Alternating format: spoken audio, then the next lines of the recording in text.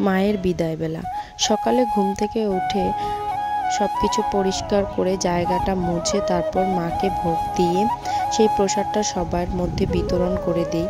দিয়ে তারপর মায়ের বিদায়ের জন্য যা যা করতে হয় সব কিছু করা শুরু করা হয়। প্রথমে সবাই মিলে মাকে আশীর্বাদ করা হয়, আর তারপর মাকে বরণ করে চার কিনারে ডিঙিয়ে ঘোরাতে হয়, আমাদের একটা নিয়ম আছে, সেটা করে তারপর মাকে নদীতে নিয়ে যাওয়া হয়। তো তোমরা ভিডিওটা পুরোটা দেখতে থাকো।